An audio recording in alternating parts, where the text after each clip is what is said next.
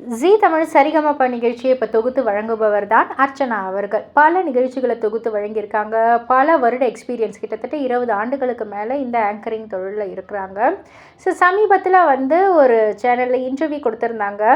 So சீரியஸாக நிறைய விஷயங்கள் பகிர்ந்துக்கிட்டாலும் அந்த ஒரு ஃபன் மோடில் ஒரு சில விஷயங்களை பகிர்ந்துக்கிட்டாங்க. எல்லார் வீட்லேயும் நடக்கிறது தான். அக்கா தங்கை ஒரு சண்டை, இவங்க 2 பேருக்குள்ளேயும் இருக்கிற அந்த ஒரு பாண்டாக இருக்கட்டும், இல்லை ஒரு சண்டையாக இருக்கட்டும், அது ஒரு டிஃப்ரெண்ட்டான ஒரு எக்ஸ்பீரியன்ஸ் தான் சிஸ்டர்ஸ் இருக்கிறவங்களுக்கு தெரியும்.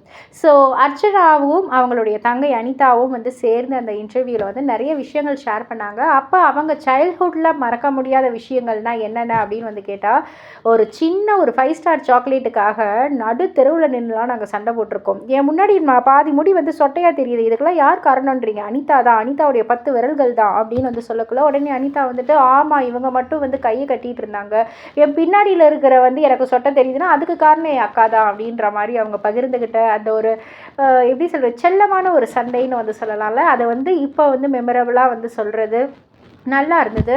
அண்ட் அதே போல் ஒரு வாட்டி என் பாட்டி வீட்டில் டிவி என் காலில் போட்டு என் காலில் ரத்தம் வந்துச்சு. என் அம்மா கிட்ட சொல்லக்கூடாதுன்னு சொல்லிட்டு அர்ச்சனா என்கிட்ட அவ்வளோ கெஞ்சினா, என் காலில் விழுந்து கெஞ்சினா, என் கை காலெல்லாம் அமுக்கி விட்டா. அந்த நாளில் என்னால் மறக்கவே முடியாது அப்படின்னு சொல்லக்குள்ள அவங்க 2 பேருக்குள்ள அந்த ஒரு ஃபன், அந்த ஒரு பாண்ட் அது அழகாக பிரதிபலிக்குது.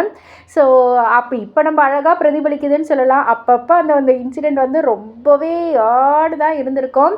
பட் இருந்தாலும் அது பெருசானதுக்கப்புறம் அந்த ஒரு இன்ப நிகழ்வுகளாக அதெல்லாம் பேசுகிறது கொடுத்து வச்சுருக்கணும் அப்படின்ற மாதிரி தான் ரசிகர்கள் பலரும் பதிவு பண்ணிகிட்ருக்காங்க.